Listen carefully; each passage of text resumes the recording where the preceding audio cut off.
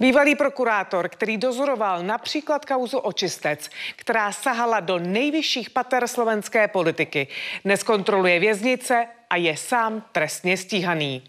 A stejně tak řada dalších bývalých elitních policistů. Na druhé straně mnoho velkých kauz, včetně úplatkářství, šlo do ztracena.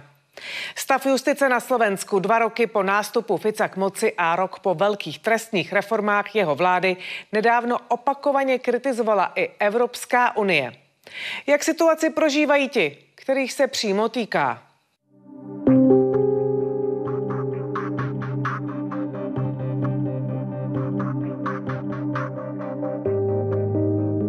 Zo Slovenska sa stal raj pre ľudí, ktorí korumpujú. Nehrozia v podstate žiadne tresty. To, čo robí táto vláda, to v podstate už zasahuje do samotného systému. Do systému právneho štátu, do systému fungovania demokratických inštitúcií. Rok od velkých změn ve slovenské justici. Kam se Slovensko posunulo? V zásade dnes je policajný zbor vo vzťahu k odhaľovaniu závažnej kriminality v princípe v rozklade. Slovensko dnes bojuje o to, aby sa zachránila tu demokracia, aby sme zostali súčasťou Európskej únie a NATO.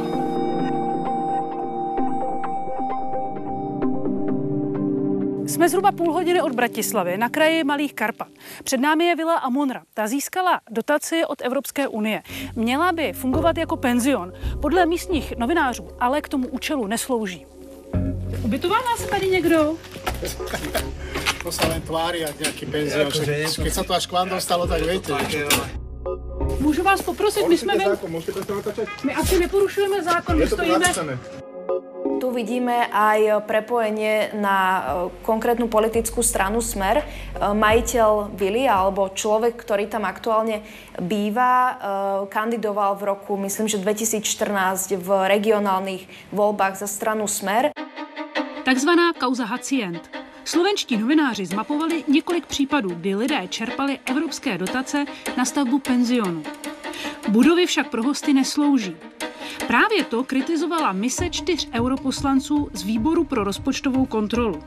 Problém podle nich je, že evropské peníze nejsou na Slovensku dostatečně kontrolované. Kritizovali stav tamní justice.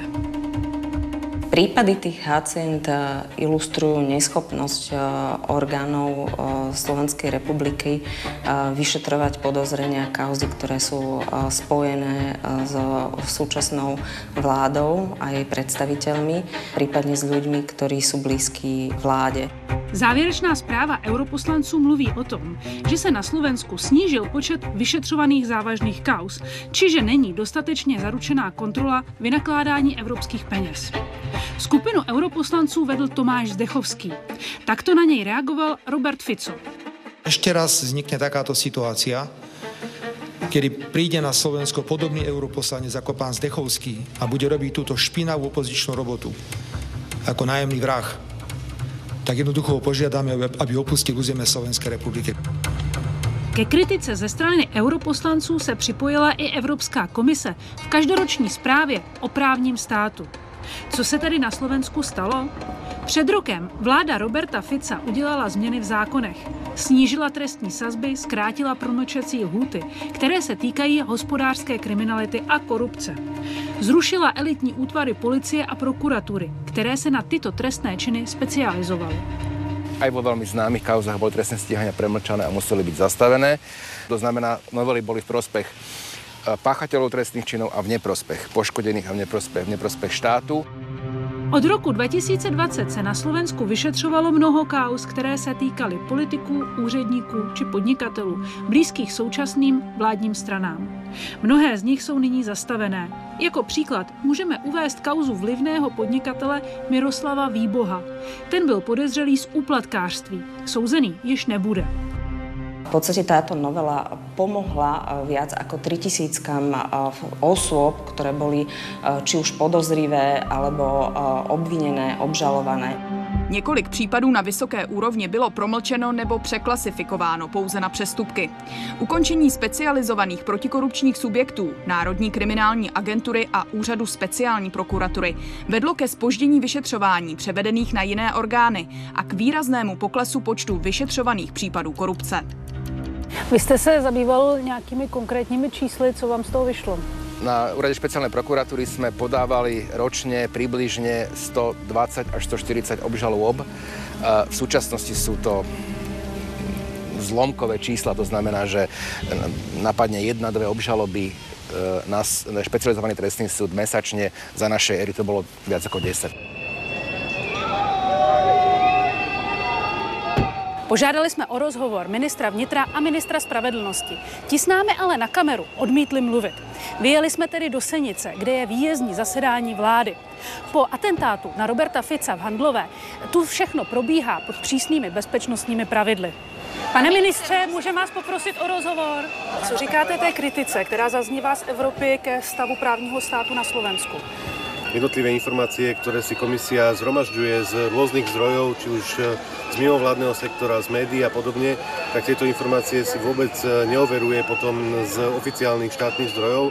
My sme si cez infožiadosti vypýtali čísla od jednotlivých, či už prokuratúr, polície, čiže tieto údaje pochádzajú z oficiálnych úradov a z oficiálnych miest Slovenskej republiky.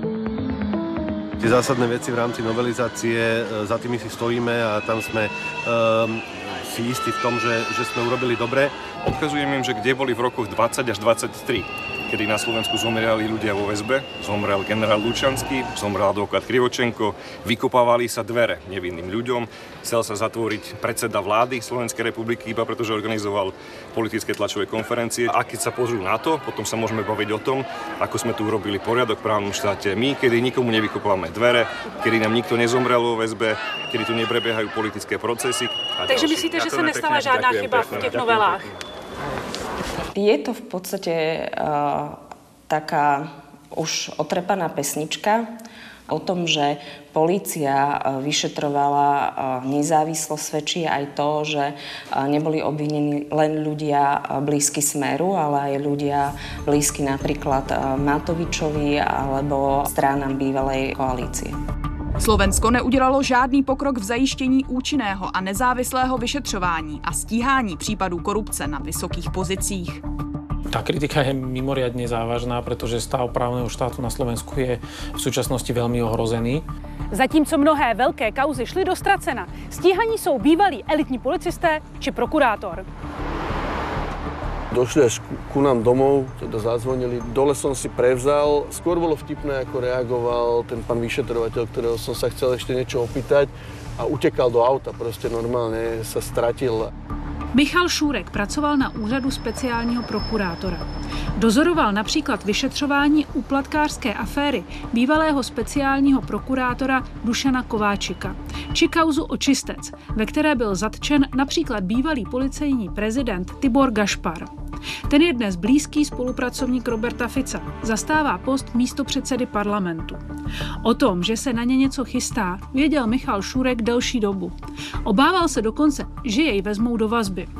Každý deň pri odchode do práce v podstate som si bol vedomý toho, že sa lúčim s manželkou a synom s tým, že môžem byť zadržaný a následne teda vzatý do väzby. Obviněný je ze zneužití pravomoci veřejného činitele. Měl se ho dopustit nesprávným procesním postupem při vyšetřování. Stejně tak jsou obviněni i někteří bývalí elitní policisté ze specializovaného útvaru NAKA, který vyšetřoval nejzávažnější trestné činy.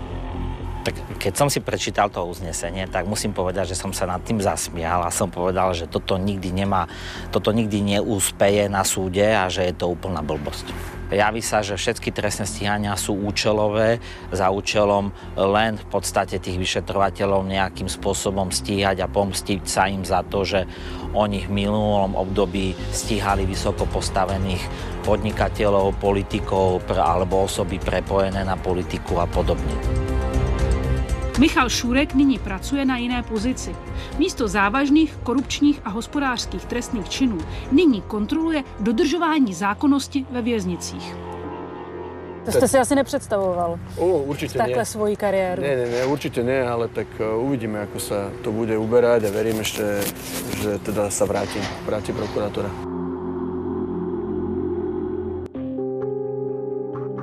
Na začátku loňského školního roku vyděsily stovky škol v Česku i na Slovensku výhrušky bombovým útokem. Dvakrát sme evakuovali školu a jedenkrát, keďže tam bola hrozba streľby zvonku, tak sme vlastne len sústredili deti v vnútorných priestoroch, takže nevychádzali sme von z tej budovy. V létě policie pachatele dopadla. Podíleli se na tom kriminalisté z Česka, Slovenska a Ukrajiny. Celá akce však měla dohru v podobě velké mezinárodní roztržky. Čeští kriminalisté svým slovenským kolegům vytkli, že o akci informovali příliš brzo. Ale hlavně to, že zamlčeli důležitou informaci. Pachatel byl totiž pravděpodobně financován z Ruska. Ta mediální komunikace ze slovenské strany nás zaskočila. Určitě nebyla šťastná, určitě nebyla hodná v tu chvíli. Následně česká tajná služba uvedla, že pachatel z Ukrajiny byl pravděpodobně financovaný z Ruska. Na to reagovali někteří političtí představitelé Slovenska. Místopředseda Smeru Erik Kaliňák označil na Facebooku šéfa BIS Michala Koudelku za klauna, který publikuje dezinformace. Reagoval na to i ministr vnitra Matúš Šutaj Eštok. Podle něj je ruská stopa pouze pracovní verze.